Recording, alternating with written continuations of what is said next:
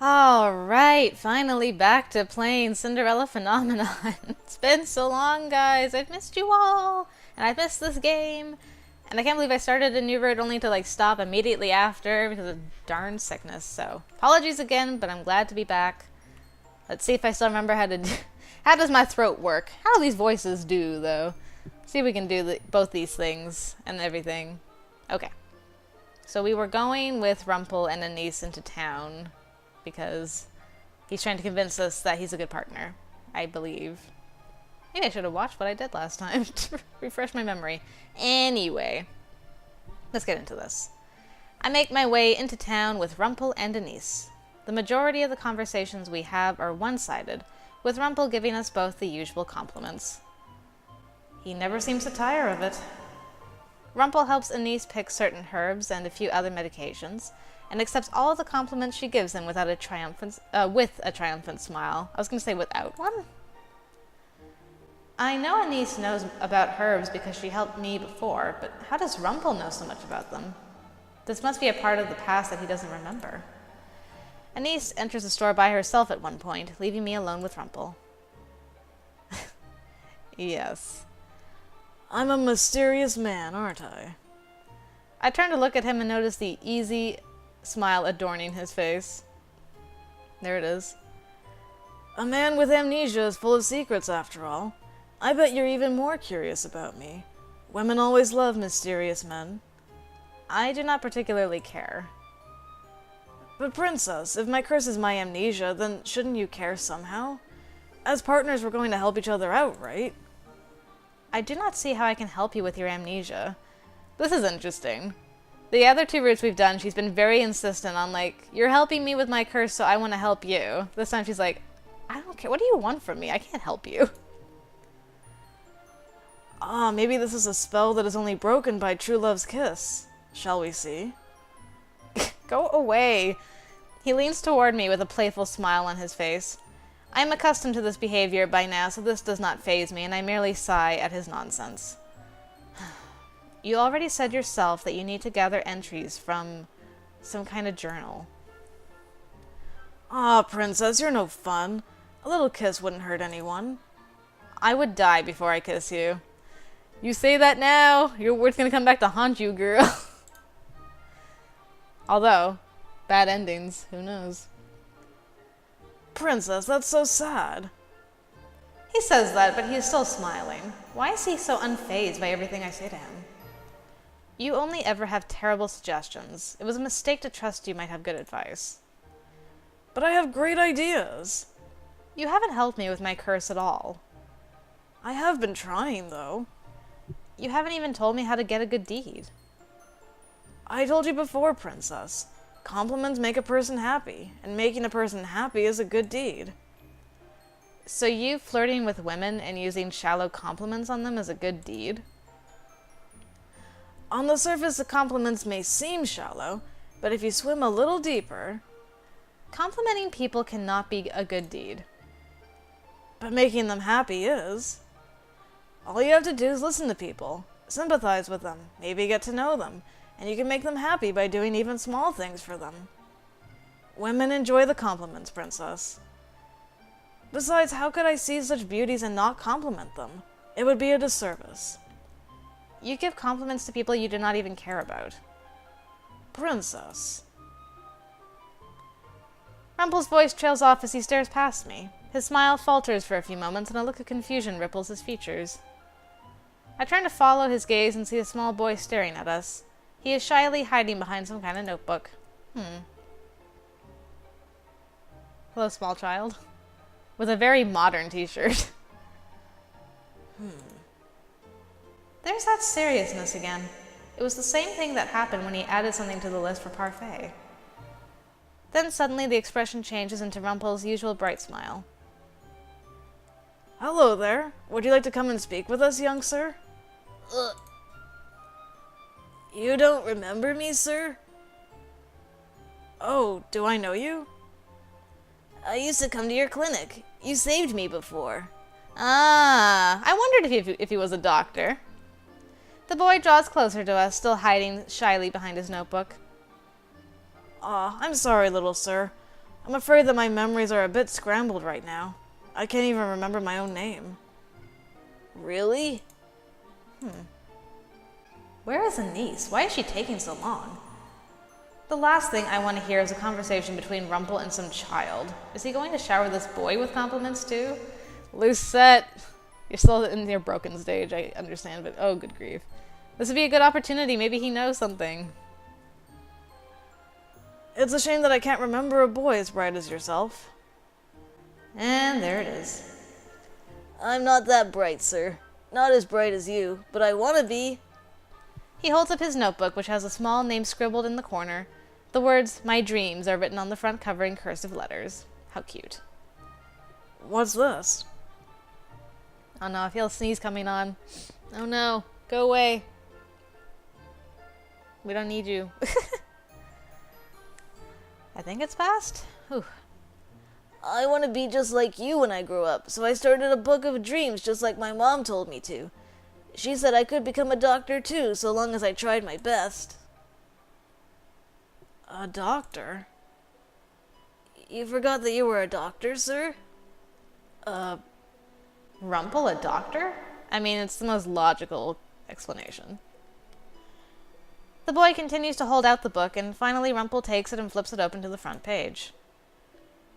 Rumpel is holding the book close to his face so I cannot see it. I rise to the tips of my toes and attempt to look over his shoulder. At first, Rumpel does not notice me as he stares at the page. Then, belatedly, he realizes I am there and lowers the book so that I can read too. Oh, thank you. I lean so close to him our shoulders brush. My eyes scan over the page quickly. The handwriting is crude, barely readable actually, but I can still make out the gist of it. Rumpel slowly reads the words aloud.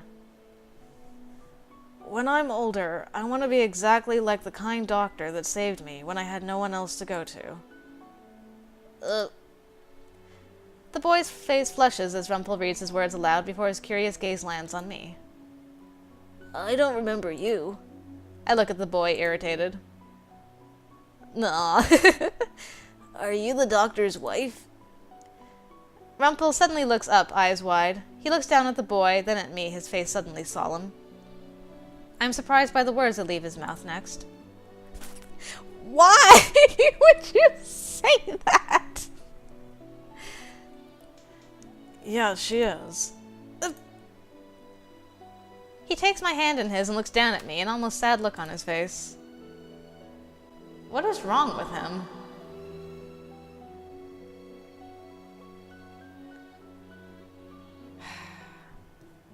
I'm gonna save.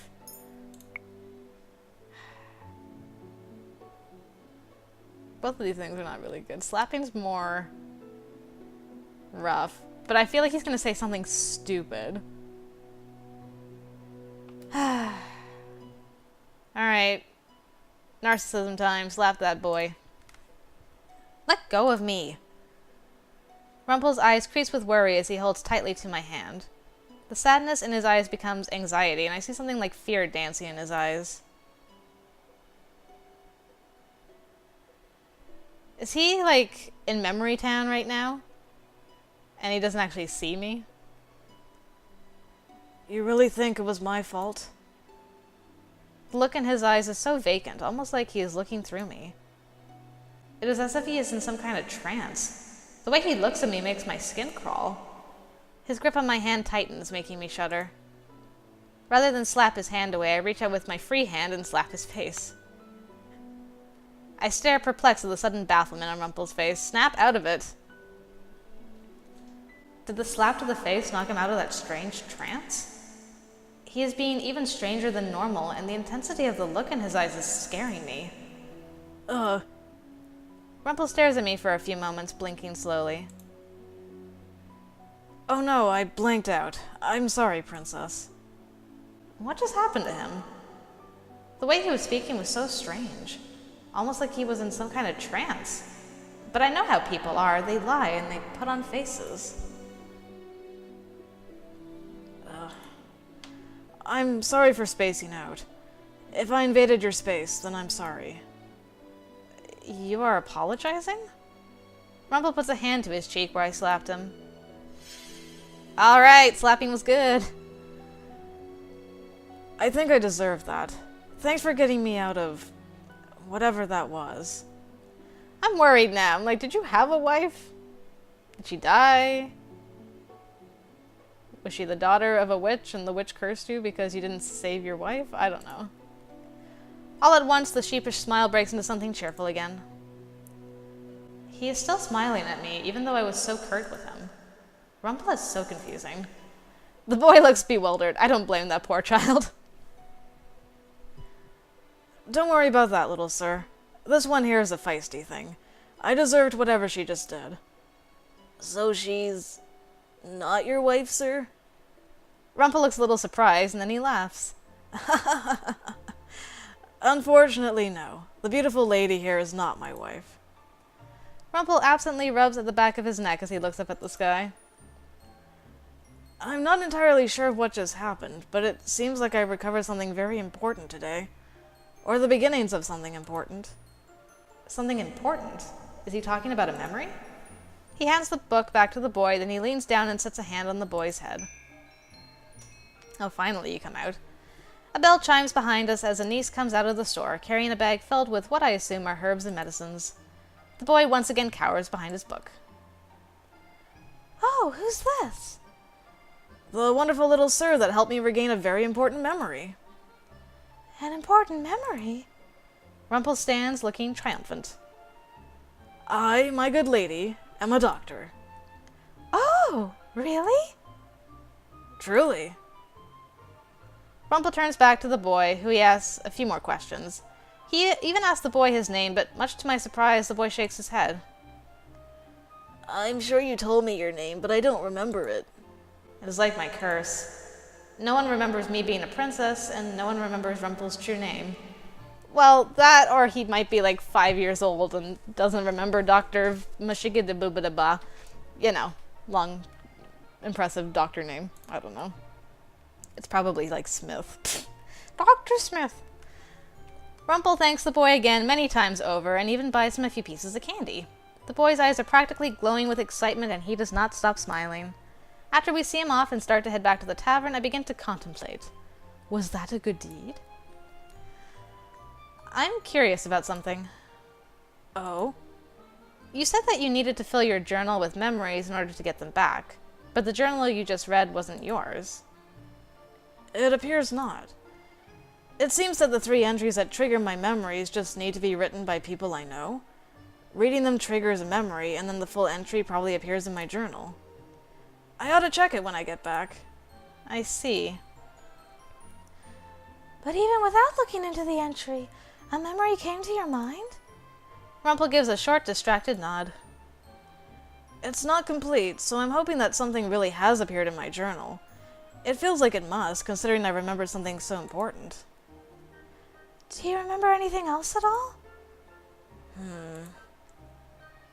The young man that we just met. I believe that he used to come watch me work before. I knew him. He used to look up to me. He was a sweet child. The memory is foggy, but yes, I believe something did happen to him. He became ill. The details of how I saved him must be in the journal. Even though this does not pertain to my curse, I am curious what his journal might say. Ah, now you're getting interested. I can't remember fully, but the memory feels sad somehow. He turns to me, eyebrows knit together. It is strange to see him with such a serious expression on his face. I really am sorry about earlier, Princess. I think I was on the verge of a memory, but then I got tangled up in my head. I am surprised by his sudden change in topic. I shake my head slowly. He is quiet for a few moments before suddenly his smile comes back and he laughs jovially, telling us that there is no point in worrying. Ha ha ha ha ha. At the town's outskirts I turn, feeling eyes on my back. But no one is there. Or were they? We give Parfait the medicines we purchased in town as soon as we arrive back at the Marchen. Then Rumpel proudly announces that he is a doctor to anyone that will listen to him. Everyone seems happy for him, save for the Marchen patrons that find Rumpel annoying, who are mostly men, believe it or not. Afterwards, Rumpel asks Anise if he might be able to take over the medications for Parfait, if only because Anise is busier than him. Rumpel hasn't been at the march in long, and yet he's already found something to help break his curse. And then there's me. I do not think anyone will be able to help me. At the end of the night, when I finally have time to myself, I return to my room to rest.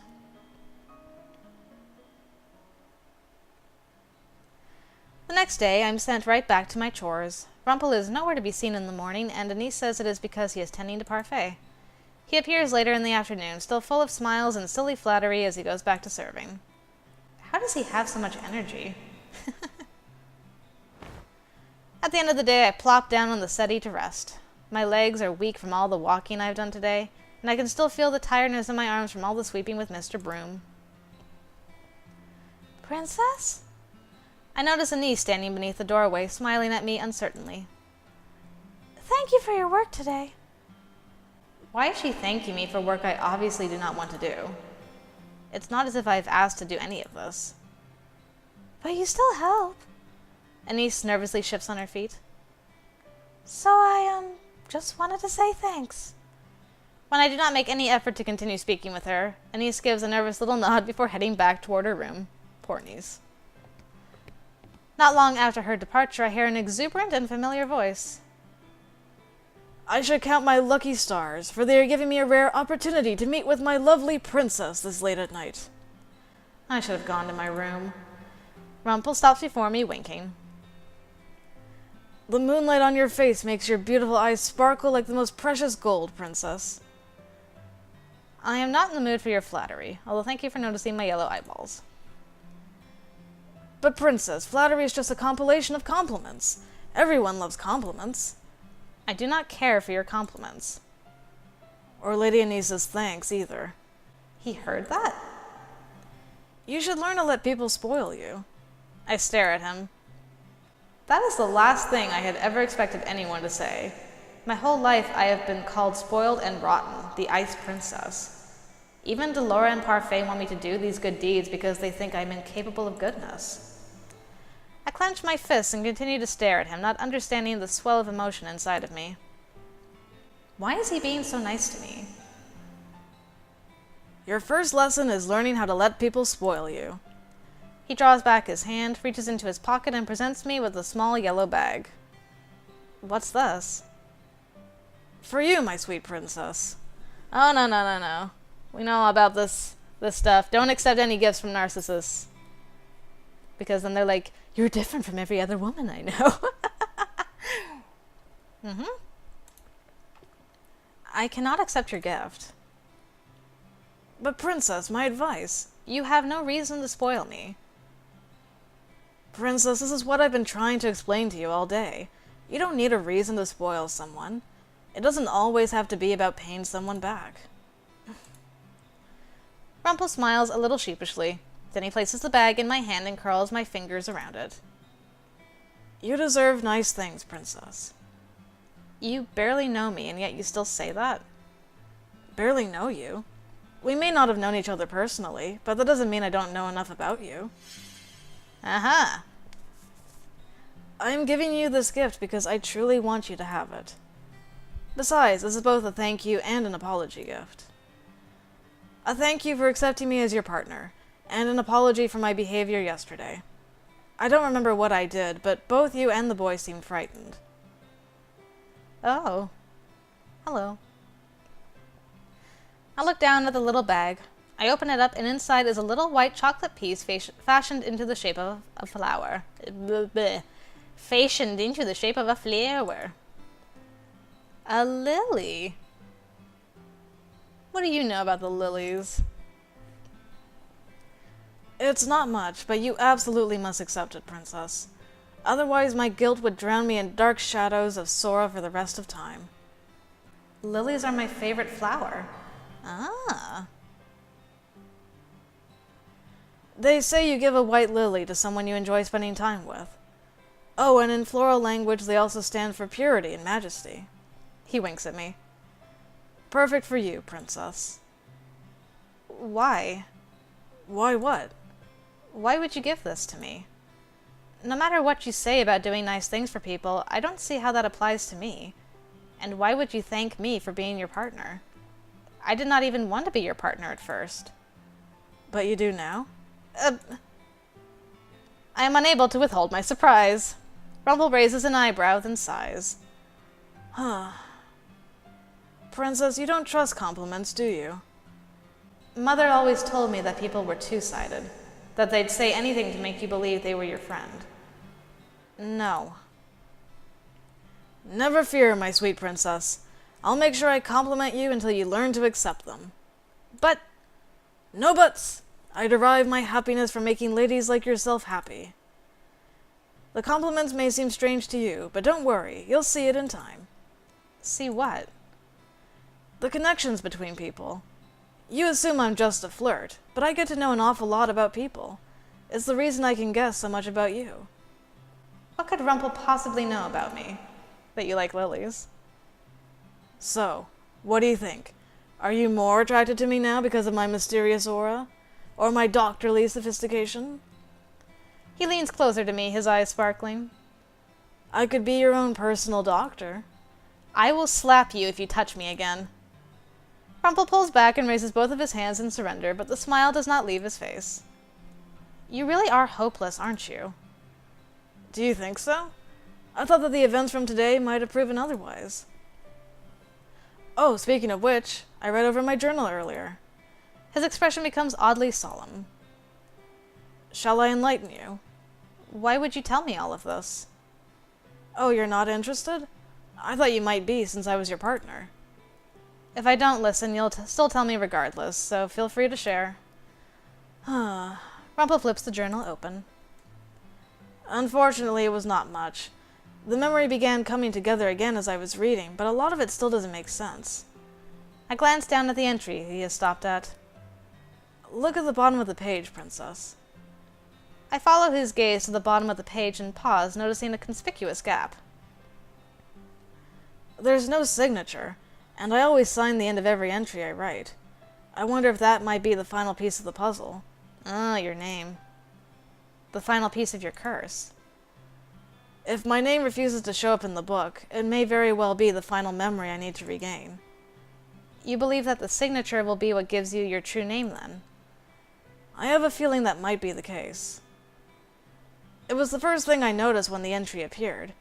That would explain why the boy in town didn't know my name either. And there's something else. Something else that is missing? The journal entry is cryptic at best. Vague. Almost like an incomplete puzzle piece. I stare at him, not understanding. Slowly, Rumpel begins to explain. It says here that the boy's family rushed him to my clinic. He had a terminal illness that I could not cure. He was at death's door and I couldn't save him. But he's still alive, isn't he? He even said you saved him. Yes, there is a resolution in the journal, but it is not very helpful. I glance down at the journal entry as Rumpel continues to speak. I refused to give up. I knew that there had to be a way to save the boy. I never gave up on my patients. In the journal entry, I described someone who came to help me save the boy. He lifts the book and points to the words, reading them aloud. I met her for the first time tonight. She told me she had some way to help the boy, so we struck a deal. I hope I do not come to regret this. He snaps the journal shut, startling me. He runs a hand through his hair. I wonder if it's that, witch doctor lady. Maybe she's the one who cursed him. That's it. Someone helped me somehow, and I made a deal. I'm assuming this is related to my curse, but I can't say how. Why did you write so vaguely? I wish I could ask my past self that same question. So in the end, you're still not sure when you were cursed. Rumpel pauses and shakes his head. I believe it started here. Not the curse, but the events that led to it. There's a reason this is the first memory to be triggered. It's important. For a few moments, the two of us are quiet. Rumpel's curse is a mystery, not because he is hiding it like karma is, Claude, but because he does not understand it himself. After a few moments, Rumpel begins to laugh, breaking the silence. I look at him startled. What's so funny? Oh, it's not funny. It's just... This is all very mysterious, isn't it? And my mysterious past makes me more alluring, doesn't it? Only Rumpel could take such a serious moment and change it into this. Well, what do you think, Princess? Are you drawn into the mystery of it? I have no choice. You tell me even if I didn't want to know. Oh, but you do. I can see the curiosity in your lovely golden eyes. And I could see it earlier today, too. Thank you for accompanying me to town. I believe that I only met the boy because you were there to guide my way. We were looking for medical supplies. That boy appeared through mere coincidence. No, it was more than coincidence. It was destiny. Fine, whatever you say. Listening to him is exhausting. It makes me realize how tired I am. And all of these revelations are making my head spin. I'm going to bed now. I'm too tired for this. It has indeed been a busy day. We will continue this enlightening discussion some other time. Perhaps. I turn to walk away with a little chocolate in my hands. As I walk back toward the darkness of the hallway, Rumpel's soft voice echoes behind me. Sweet dreams, my princess. So cute. A compliment's value. Mother. You waited, but the children didn't come, did they? They promised they'd be back today. We even crossed pinkies. Promises are futile, dearest heart. But I've told you before, and I'll tell you again. People are selfish creatures. They will always put their own well-being before others. No one does anything selflessly. To put your trust in someone is weakness, Lucette. Even those that make promises will only keep them if it benefits them. And you, my sweet, were obviously not beneficial to those children. so they don't like playing with me? No, they did not. Come here, darling. You do not need those other children. The two of us can play together as we always do. I can always trust you, Mother? Of course, my love. Oh, it's so insidious. Yay. My head feels foggy. Maybe it was because it took me forever to fall asleep yesterday. And then to make things worse, I ended up having that dream. Mother, you are the only one I can trust. Right? I slowly slide out of my bed and make my way over to my dresser. The little bag is still where I left it last night. Your chocolate lily's gonna melt, girl. I open it up and see the little white chocolate lily fall into my hand. Yum. Is he really trying to help me? I remember his face yesterday and his bright smile as he presented this to me. I slowly run my fingers across the delicate white petals. He couldn't have known lilies were my favorite flower. There's no reason to be sentimental about something like this. It's just silly. I'm about to put the flower back in the bag, but I stop, eyeing it once more. Slowly, I bring it to my lips and bite off a small petal. It is actually pretty good. Talk about savoring a piece of chocolate, wow. I stuff the little flower back into the bag and make my way downstairs. The marchand is not busy this early in the morning, but everyone is starting on their chores. At least, I assume as much when I see Anise and then Waltz, who's helping her stack things. Then I hear rising voices and notice that not all is calm. Oh no, not again, you two. At least I don't have to pretend to be something I'm not. You say you're not pretending when you go around flirting with all of the female patrons day in and day out. You cannot seriously mean all the drivel you spout. Karma and Rumpel stand on opposite sides of a table, staring each other down. A teacup filled with what looks to be cool tea sits close to Karma, abandoned. Flirting with a lady is not a crime. One day your flirting is going to get you into even more trouble than it already has. I know from experience. I've never had a lady said I mistreated her. Not once.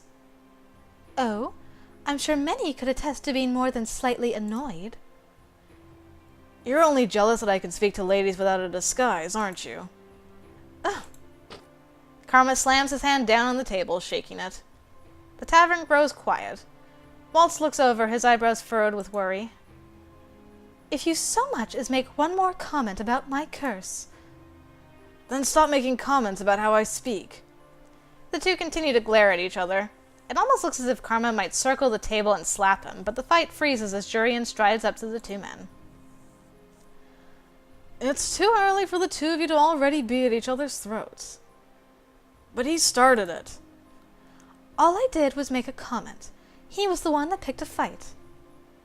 There you go again, twisting words. Jurian stomps on the ground. The two men once again turn to look at her. It's my job to break up unnecessary fights, and I will do it. If you two must continue fighting, go do it somewhere else, like the forest where you can't disturb anyone. Both men turn away from each other, obviously agitated. Rumpel's expression is cloudy as he makes his way over to the bar to begin helping setting the tables. Jurian notices me watching. She waves at me with a terse smile on her face. Sorry you had to wake up to that, Princess. I shrug as I make my way over to Mr. Broom. It is like waking up to two children arguing. Agreed wholeheartedly. Jurian sighs before looking at me thoughtfully. Maybe you could have a word with Rumpel later. I have no idea how their argument even started, but maybe you can get to the bottom of it. I am not a babysitter. But I'd heard the two of you were partners. Anyway, hopefully this doesn't happen again. Good luck with your work today, Princess. Jurian walks off vigilant as always. I notice Garland looking at her from the bar, a slight frown on his face. I start working around the tavern, starting first with the cleaning and then with the stacking. Delora makes snide remarks about my slowness as I work, and I try my best to ignore her while occasionally throwing her insults back at her. It is as if she has nothing better to do. The door to the tavern opens and Parfait steps inside with a bright smile. She looks more energetic than usual. I wonder if this is because of Rumpel's medicine suggestions.